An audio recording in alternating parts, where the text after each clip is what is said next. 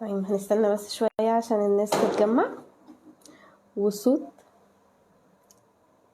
يعني قولولي لو الصوت تمام عشان نبدأ.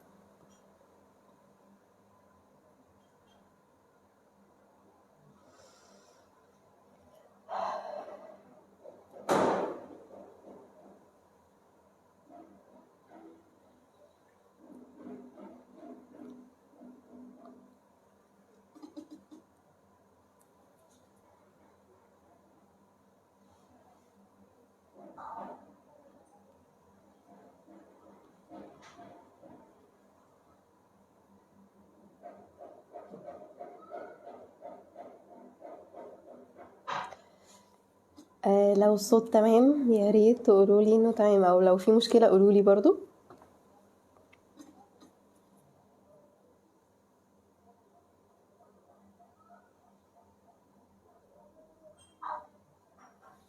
لو الصوت تمام يا ريت تقولولي انه تمام، او لو في مشكلة قولولي برضو.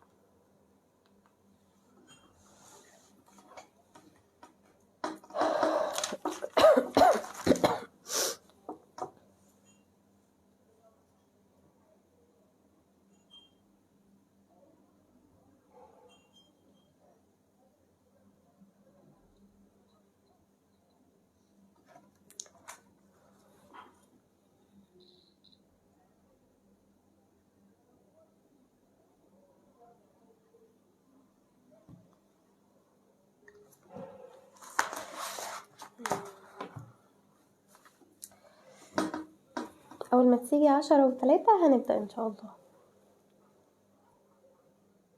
10:03.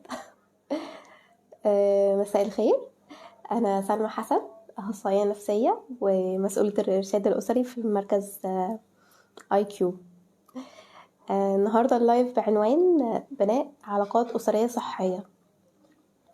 ازاي نكون علاقة أسرية أصلا بشكل سوي وبشكل صحي، ما يأذنيش ولا يأذي الطرف التاني ايا كان بقى انا فين في العلاقة. يعني لايف السنة اللي فاتت كنت بتكلم فيه عن برضو العلاقة، وقلت يعني ايه علاقة. قلت ساعتها ان هي مجموعة من المواقف والذكريات. يعني انا لما افتكر ماما بفتكر مواقف وبفتكر ذكريات هي كونتها معايا، بفتكر بابا بفتكر برضو مواقف وبفتكر ذكريات هم كونوها معايا، بفتكر ابني بفتكر بنتي بفتكر زوجي، هم كلهم مجموعة من الذكريات والذاكرة كده. يعني يا ريت كلنا بقى كل شوية نسأل نفسنا هي ايه نوع الذكريات اللي احنا سايبينها لولادي، او ايه نوع الذكريات اللي انا سايبها لمراتي، ايه نوع الذكريات اللي انا سايباها لجوزي، ايه نوع الذكريات اللي انا سايباها لبنتي او لابني. كنت حابة ابدأ اللايف بحديث النبي صلى الله عليه وسلم. كان الصحابة واحدة ماتت فكانوا بيقولوا ان هي في الجنة، فراح الرسول قال لهم لا هي في النار. قالوا له ازاي يعني دي صوامة قوامة؟ فقال لهم تؤذي جيرانها بلسانها. يعني هي داخلة النار بسبب ان هي بتأذي جيرانها بلسانها. جيرانها يعني اما ايه المعاملة جوه البيت بقى الاجر بتاعها هيبقى عامل ازاي، او المفروض تبقى عاملة ازاي. عشان نتكلم عن العلاقات احنا لازم نتكلم انت ايه وظيفتك اصلا في العلاقة. كنت عملت فيديو قبل كده على اليوتيوب عن الموضوع ده. وظيفتك ايه؟ يعني لو احنا في بيت ففي ابن وفي ابنة وفي زوج وفي زوجة، احيانا البنت او الابن بياخد مكان الام او الزوجة، وهنقول ده في المثال اللي هنوضح شوية كده. بس الابنة بتدافع عن مامتها والابن بيعلي صوته على اخته فبياخد دور الاب. حاجة كده معقدة كده، اليومين دول بتبقى مش طبيعية، فبتبقى علاقة مش سوية. يعني انا كأم هروح اشتكي لبنتي في مشكلة حصلت ما بيني وما بين باباها، طيب هي بنتي ولا هي امي اللي انا رايحة اشتكي لها، او هي صاحبتي ان انا رايحة اخد رأيها؟ هي هنا ما بقاش وظيفتها اختلت، وهي لما تعمل بعد كده تصرفات مش تصرفات تنفع تكون ابنة تعملها، فانا ما ينفعش الومها لان انا حطيتها في الزون دي. وهكذا الابن لما يجي يزعق وصوته يعلى بقى ومش عارفه ايه، وانت كبرت علينا، انت كده بتعمل اللي المفروض الاب يعمله، بغض النظر عن ان ازاي غلط يعني، بس هو التصرفات بتاعه الرجاله الكبار يعني تنزليش، ما تخرجيش، ما تعمليش، ما تسويش، فبياخد وظيفه مش وظيفته، ودي بتبقى سببها ايه؟ الاب والام في الاخر. فهنا حصل خلل في العلاقه. فانا لازم قبل اي حاجه عشان اعرف ابني علاقه اصلا صح، اعرف هو انا فين في العلاقه، انا مين اصلا. انا زوجه وام في البيت، وده رقم واحد. كنت شفت ريلز وانا بقلب على الفيس امبارح، كانت بتقول ان السيده اللي بتعمل لما بتحس ان هي اخدت وقت من بيتها في انها تشتغل، فلما بترجع بتحاول تعوض ده اضعاف اضعافه، على عكس واحدة تانية نايمة في البيت، هتصحى الظهر او العصر هتهمل بيتها وهتقوم تتفرج على مسلسلات، فهي اخدت من وقت بيتها بكتير. مش معنى كده ان الشغل صح، ومش معنى كده ان القعدة في البيت صح، هو كل واحد على حسب ظروف حياته، وعلى حسب شخصيته، وعلى حسب صفاته. بس كنا يعني الحوار كله بيتمحور حول انت ايه وبتعمل ايه. فانا زوجة وانا ام، فانا المفروض بدير البيت وبربي اولادي. انا زوج وانا اب وانا مسؤول وانا راعي، وكل راعي مسؤول عن رعيته. فالمفروض ان انا بربي، وان انا بتعامل مع زوجتي، وان انا بكون مسؤول عن كل الاحتياجات اللي المفروض يحتاجوها. السنة اللي فاتت كنت اختصرت العلاقات في بندين: علاقة عميقة وعلاقة سطحية. وقلت ساعتها ان العلاقة العميقة هي العلاقة اللي فيها مشاعر وتفاعل وود ومشاركة، ان انا بزعل معاك، وان انا بفرح معاك، وان انا بشاركك حاجة، ان انا كبنت هروح لماما او هروح لبابا، ده حصل في الكلية النهاردة احتفال مثلا وانا اتكرمت، وبعدين الدكتور زعق فينا وعمل لنا كويز فجأة فانا اتضايقت فهو زعل على زعلي. الحاجات رايحة جاية كده. ومثال على ده الرسول صلى الله عليه وسلم كان بيقول: فاطمة بضعة مني يغضبها ما يغضبني. يعني في مشاعر، هتزعل هزعل، هتتعصب هتعصب. وبالذات البنات، يعني البنات انا بالنسبة لي تبقى ليهم حاجة سبيشال كده مخصصة، لان التعامل مع بنت في البيت تبقى ليه خصوصية زيادة شويتين. يعني الحزن اتذكر في القرآن انه 9 مرات، 5 أو 4 منهم كان للنساء بس، والباقي للعامة، يعني النساء والذكور. يعني لو هنقول 9. فدايما البنات ليهم خصوصية كده معينة. فالعلاقة العميقة لازم يبقى فيها مشاعر وفيها ود وفيها مشاركة رايحة جاية. أنا مش هحب بابا بس، هو كمان هيحبني.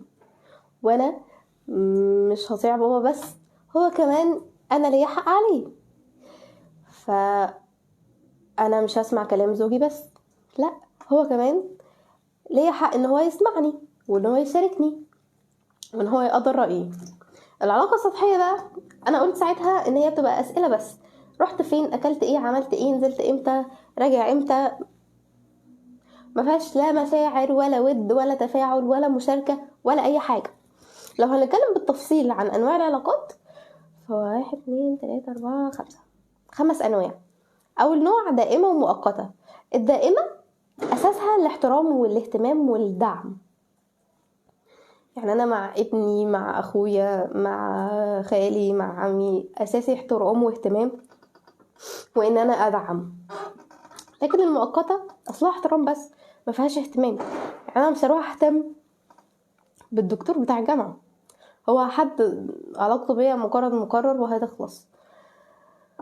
او حد انا شفته في السوبر ماركت، او حد انا شفته وانا بعمل شوبينج، او السواق اللي احنا بنركب معاه تاكسي، او الشخص اللي بيشتغل في المحل بيبيع لنا حاجة. دي علاقة مؤقتة. في نوع تاني من العلاقات بقى اسمه العلاقة القديمة، هي مش ميتة ومش حية في نفس الوقت. يعني انا شفت صاحب قديم ليا وانا ماشي انا وابني كده وسلمت عليه وقال لي مين ده يا بابا؟ ده صاحبي.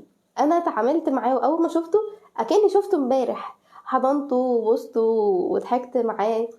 بس لا هي قديمة ولا هي جديدة. بتيجي في المواقف، يعني مثلا موقف زي ما انا ماشي انا وابني. بتيجي كمان في المناسبات، ابني بيتجوز فانا هعزم بقى جيراني القريبين القدام، هعزم صحابي. انا بتجوز فهعزم صحاب ابتدائي وصحاب اعدادي وصحاب ثانوي وصحاب كلية وهكذا. في علاقات تانية مخطط لها. ويعني ايه؟ بسم الله الرحمن الرحيم، واصبر نفسك مع الذين يدعون ربهم. يعني ايه؟ يعني انا شفت حد هيفيدني في حاجه فانا خططت ان انا اصاحبه، وان انا يبقى في ما بيننا صداقه، يبقى في ما بيننا تجمعنا علاقه. دي مصلحه، هتبقى مصلحه لو اتحطت في الزوم بتاعت انا باخد ومش بدي. لكن طالما انا باخد وبدي يبقى دي حكمه، والحكمه ان انا ابعد عن الحاجه اللي بتضرني واقرب من الحاجه اللي بتفيدني. اخر حاجه علاقه الصدفه، ان انا اتصادفت مع حد في الكورس وبعد كده بقينا اصحاب، او ان انا شفت حد في درس معين فبعد كده بقينا اصحاب. انا اسفه، دي النوع اللي قبل الاخير. اخر نوع كان علاقات منتظمه، يعني بنجمعها زمان ومكان محدد، زي علاقه الدراسه، زمايل الدراسه، زمايل الشغل، زمايل المكتب. هي مكان محدد في زمان محدد، مجرد ما بتنتهي كل حاجه. خلاصة الحوار ده كله كانت علاقة عميقة وعلاقة سطحية. العميقة اللي هي فيها مشاعر وفيها ود وفيها تفاعل وفيها احترام، وسطحية ما فيهاش ود، ما فيهاش اي حاجة، علاقة فورمال. فعلاقتي بابني او بزوجي او بزوجتي او بابويا او بامي هي علاقة عميقة فيها تفاعل وفيها مشاعر وفيها ود. طيب، هي ايه الفيروسات بتاعة العلاقات؟ ايه الفيروس اللي لما هيدخل العلاقة هيفسدها ومش هيخليها علاقة صحية، او علاقة هتفيدني، او علاقة انا هشوفها ان هي مش مؤذية وانا مش هتأذى منها في حاجة؟ رقم 1، التغافل. احيانا في ناس بتقول ان التغافل ده هو اللي بيمشي العلاقة، ودي حاجة جميلة بنعدي لبعض كده ومش بنقف على بعض على الواحدة. ده جميل جدا وده حلو وده مطلوب. بس كمان في مقولة بتقول ان 9 أعشار العافية من التغافل. بس التغافل هي سوسة العلاقات. هو ممتاز جدا في العلاقات السطحية اللي هي علاقات العمل او العلاقات العامة عموما بقى، زمايل بقى في الشغل، في الجامعة، في الدراسة، في المدرسة، في الدرس، في الكورس، في المكتب.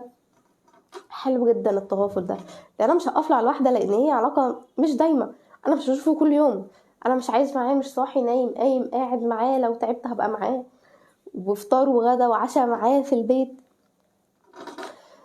كان النبي صلى الله عليه وسلم بيتغافل عن حاجات وبيقف عن حاجات معينة. يعني مفيش راجل هيبقى قاعد في وسط اصحابه الرجالة في قعدة طويلة عريضة وفي طبق داخل من زوجة تانية من زوجاته، وراحت مراته اللي واقفة في البيت بتاع، يعني هو قاعد في بيتها، مسكت الطبق كسرته قدام صحابه. مفيش راجل هيتغافل عن ده، بس هو تغافل عشان احترم مشاعر الغيرة عندها وقال غارت أمكم، وضحك ولم الطبق. وكان عقابها ساعتها ان هي هترجع، مش فاكرة كانت السيدة سودة ولا صفية، الطبق سليم، هترجع لها طبق سليم وخلاص الموضوع انتهى. ليه؟ هو احترم مشاعر الغيرة عندها وتغافل. بس الرسول وقف في حاجات كتير، وقف وطلعهم وقعد شهر اصلا هاجرهم بسبب مواقف كتير هم عملوها. عشان نفهم التغافل امتى يكون سيء وامتى يكون حسن هبني بيه العلاقة، ان انا هتغافل عن الحاجات اللي مش هتأذيني، لكن الحاجات اللي هتأذيني مش هتغافل عنها. يعني مش هينفع هو بيخوني فانا هتغافل عن ان هو بيخوني.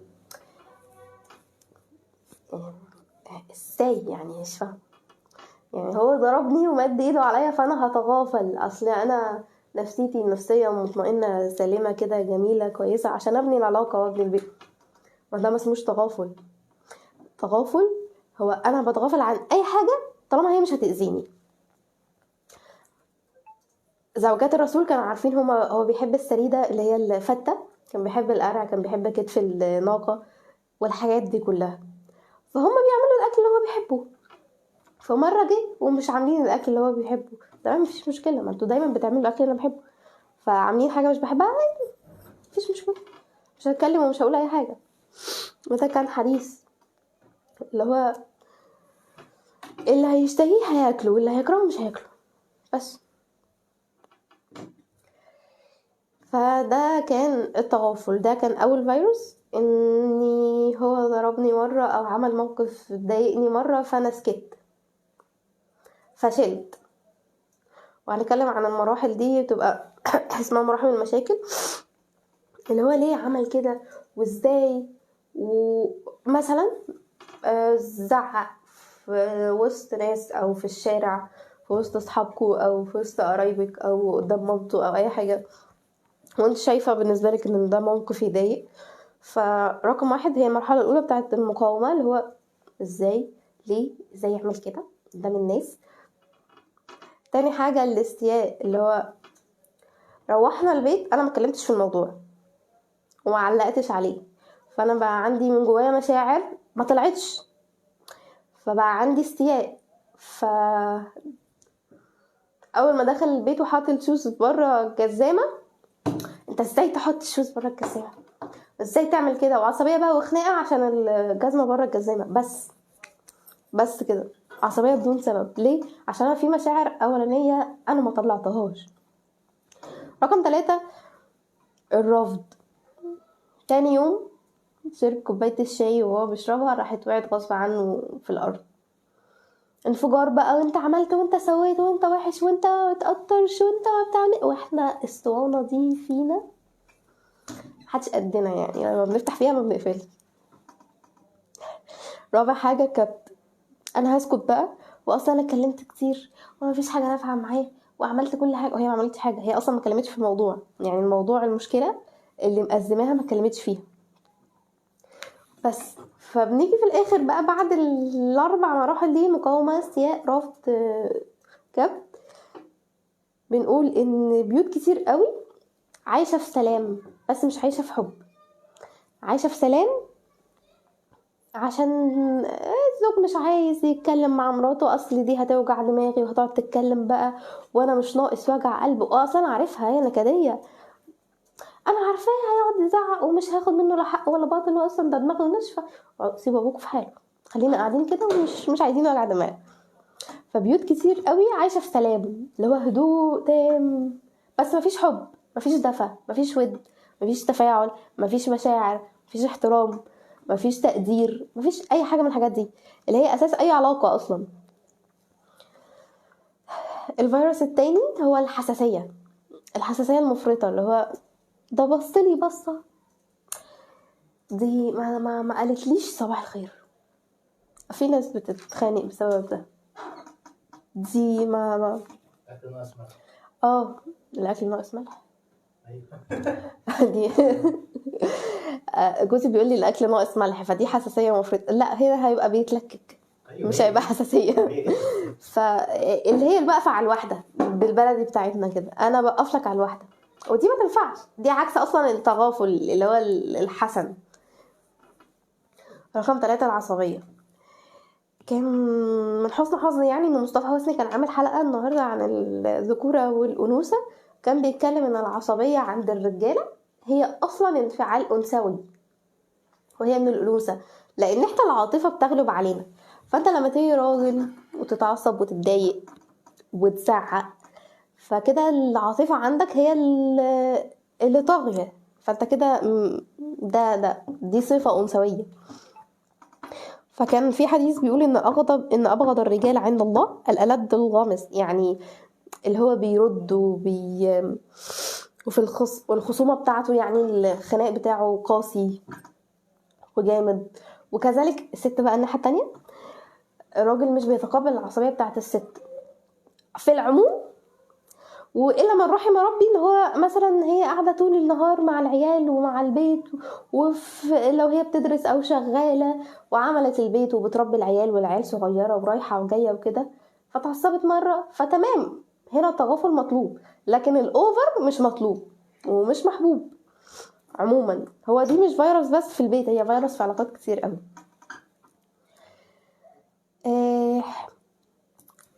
رابع حاجه الانتقاد الكتير، انت عملت وانت سويت، سواء، والامثله اللي فاتت دي كلها تنطبق مش على الزوج والزوجه بس، لا، على الابناء وعلى الصحاب وعلى كل الناس، بس احنا بنخص الاسره بشكل اخص دلوقتي. يعني الانتقاد، اصلي انتي ما بتعرفيش تطبخي، وبنات قدك كتير متجوزين دلوقتي وشايلين بيوت، وانتي ما بتعرفيش تعملي اي حاجه، انت 24 ساعه قاعده على التليفون، انتي ما بتعرفيش تلبسي، ايه اللبس اللي انتي لابساه ده؟ هو انت وريتني يوم حلو ابدا؟ انا من ساعه ما اتجوزتك وانا عايشه في مرار، انتي اصلا ست نكديه، انا ما بشوفكيش مره غير لما بلاقيكي يا تعبانه يا قاعده يا بتعيطي. النقد الكتير ده بيخلي الشخص اللي بيتنقد هو مش عايز يشوفك، بس يعني عشان هشوفك هتفضل تقول عليا فيا حاجات مش حلوه؟ طب ما خلاص، يعني هتقي شرك كده، اللي هو يعني ماما عايزه ايه دلوقتي؟ ماما عايزه انا اروق الاوضه، هروق الاوضه عشان ما تجيش تكلمني اصلا. يعني مش هيبقى في علاقه اساسا، يعني هيبقى في جفاء بشكل مش طبيعي، وهتبقى في مسافه مش طبيعيه. والزوج كذلك هو شايف، يعني الرجاله بالذات بيبقوا اهم حاجه عندهم التقدير. فلما تيجي انتي تقولي لي اصل انت بتعمل وانت بتسوي وانت بتسوي وانت بتسوي، فانا مش متشاف ومش متقدر،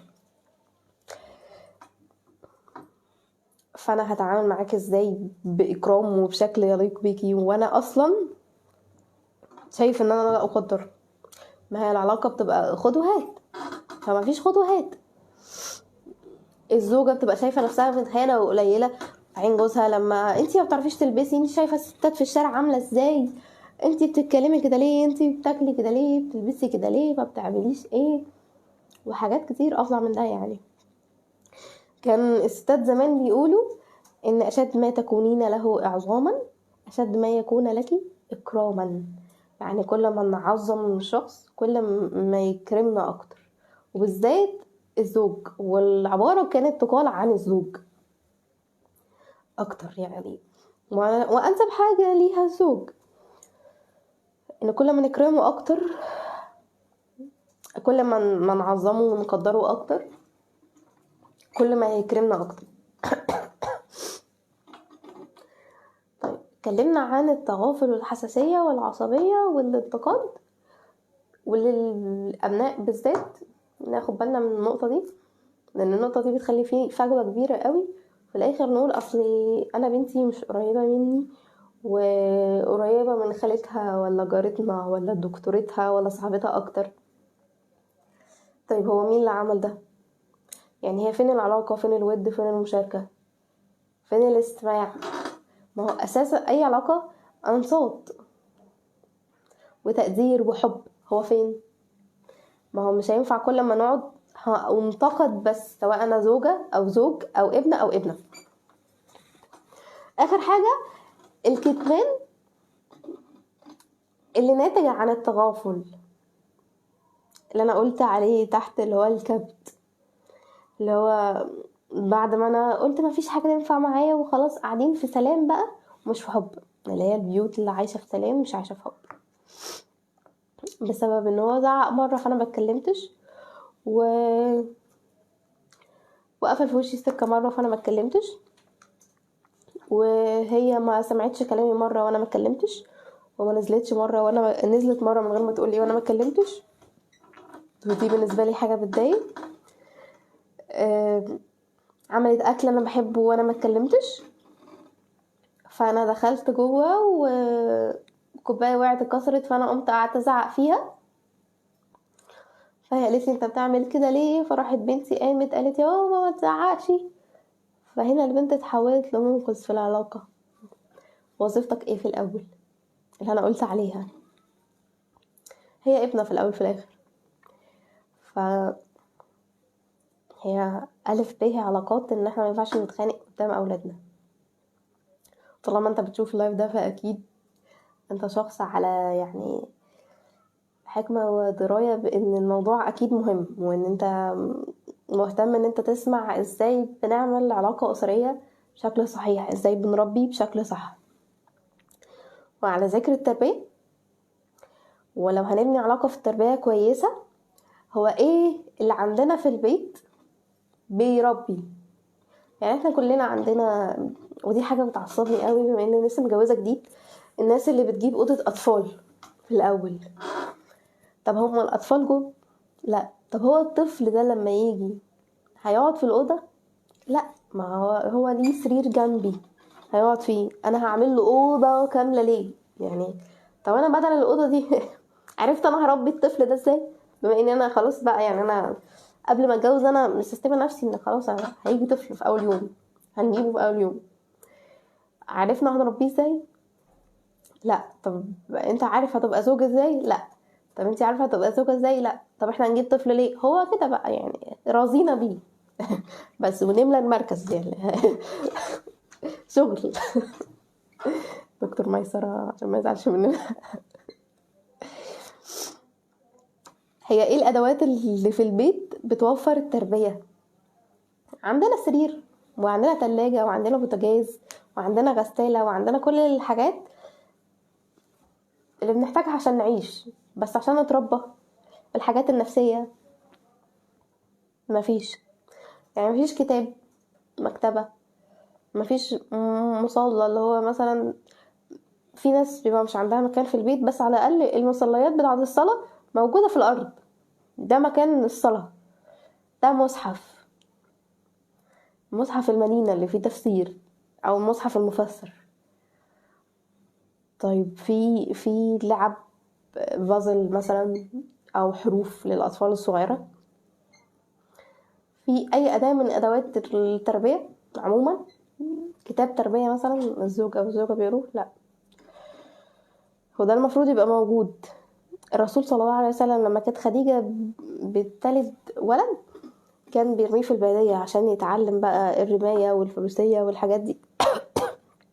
كان بيوفر له الحاجتين اللي هي الحاجات الإنسانية العادية، اللي هو الأكل والشرب واللبس والنوم. كمان كان بيوفر له الحاجات النفسية، اللي هو يحترم. كان لما يستقبل عائشة فاطمة، كان بيقوم يكبر راسها، بيقوم يكبر راسها. الرسول. ف يعني النقطة دي كنت يعني مكتوبة في البوست، اللي هي احنا العلاقة ما بين الأب والأبناء أو والأم والأبناء هي مش علاقة تقديس، هي دعم وحب ومشاعر وود، مش تقديس. معظم الآباء والأمهات واخدين الفكرة اللي هو أنا إله والمفروض يطيعوني ويبروني على أيا كان بقى شكلي أو معاملتي عاملة ازاي، مش مهم أنا عملت ايه، انت ازاي تكلميني فأنا عملت ايه وما عملتش ايه، وليهم كل الاحترام والتقدير. بس كان في مقولة كده بتقول أعينوا أولادكم على بركم، وهو حديث ضعيف بس معناه يعني صحيح، وبناخد منه العبرة ان الرسول كان قال صلى الله عليه وسلم رحم الله والدين أعان ولدهما على برهما. المعنى في العموم صحيح وناخد بيه.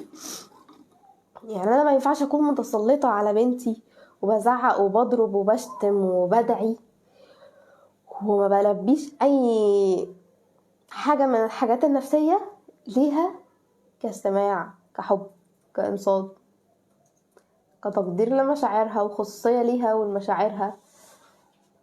ما بسمعش ابني ومش بحترمه ومش بحترم ان هو ولد وان هو راجل في المقام الاول والاخير، ان هو لازم يقدر ولازم يشعر بالشكر والامتنان.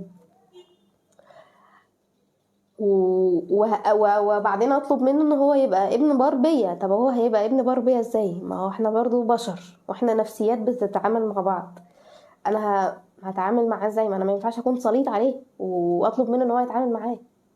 هو هيتعامل معايا في حدود اللي ربنا قال عليها، عشان انا هيسأل عليا بس، لكن مش هيتعامل معايا المعاملة اللي فيها ود ورحمة. اصلا انا ما بصرفش عليك وانت المفروض تبرني وتحترمني وتقدرني، وخصوصا لو بنت. طب هي هتيجي ازاي؟ يعني هتيجي ازاي وانا مثلا لو اتصلوا بيا ما بردش، ولو رديت بزعق وبعدين بقفل السكة؟ هتيجي ازاي؟ مش هتيجي للأسف. زي الراجل اللي راح يشتكي لسيدنا عمر بن الخطاب ابنه، وابنه راح له وقال له ابويا يعني عمل وعمل وعمل وعمل، فقال له انت عاقبته قبل ان يعوقك. قال للراجل انت عاقبت ابنك قبل ان يعوقك. ففي ناس كتير قوي بتقول ان هو احنا هنتسأل يوم القيامة، الابناء يعني هيسألوا عن الاباء، وكمان الاباء هيتسألوا عن الابناء. ما كل راع مسؤول عن رعيته. وانا كأم هتسأل قبل ابني انا عملت ايه معاه، لان دي روح. في ناس كتير قوي بتخاف تجيب قطة او كلب او مثلا عصفورة او كتكوت، هتسأل عليه اصلي هيموت. طيب والناس اللي عايشة وهي ميتة دي ايه نظامها؟ ما ينفعش.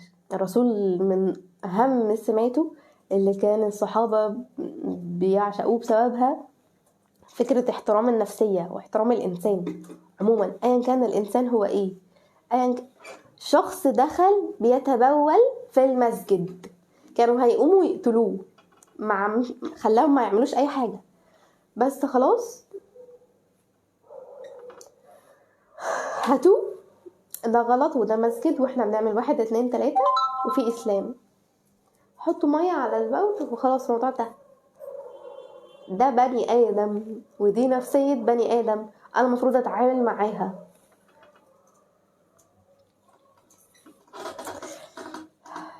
من الحاجات الجميلة برضو اللي كان الرسول بيعملها مع السيدة فاطمة، ان هو ما كانش بيخرج من المدينة غير لما يشوفها. كان اخر حاجة بيشوفها في المدينة، اخر عهد في المدينة كانت السيدة فاطمة. لو هنتكلم بقى على الزوج او الانثى والراجل ايه اللي محتاجينه، هي كانت نصيحة جميلة برضو انا سمعتها وحابة انقلها لكم. الراجل المفروض يعمل ايه مع مراته؟ يسمعها. دي رقم 1. احنا بنموت في حاجة اسمها رغي، بنموت في كده.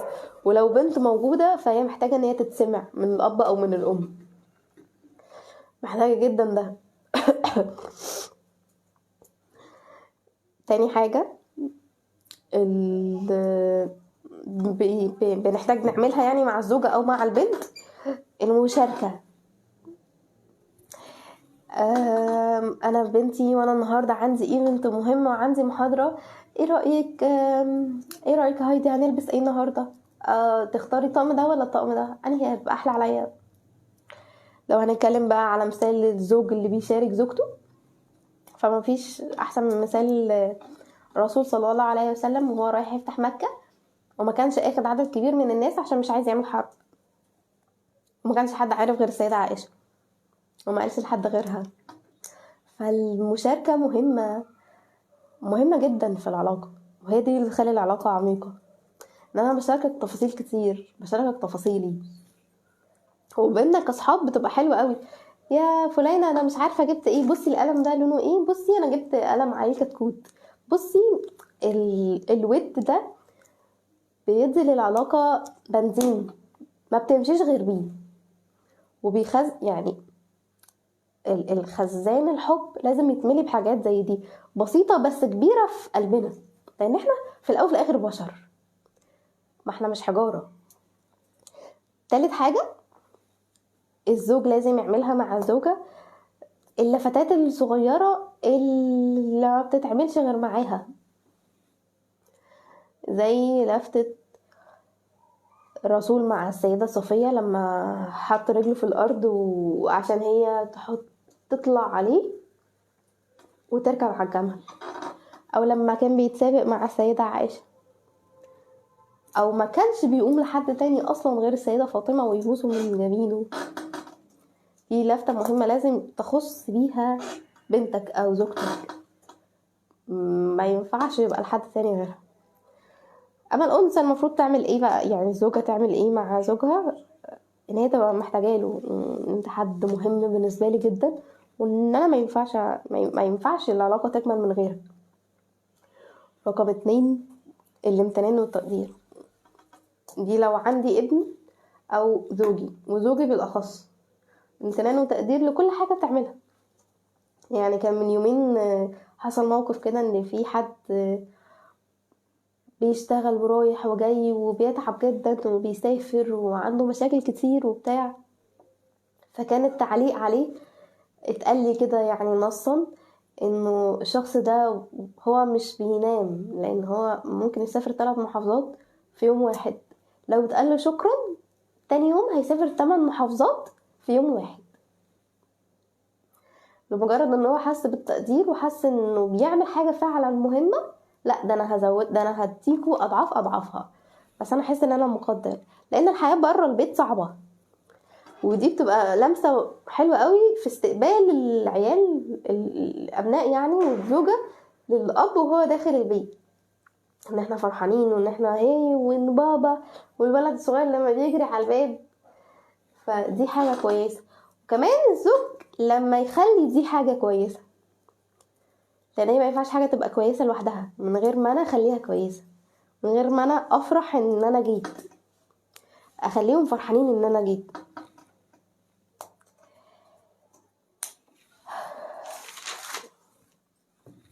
في اي سؤال؟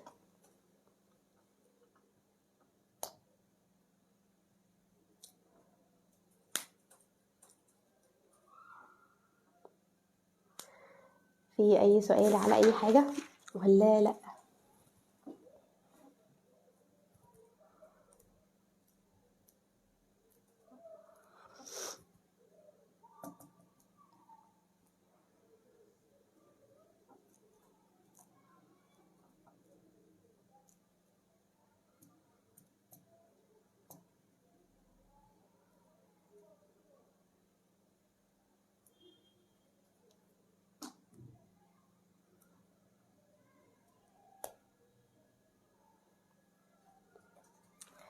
طيب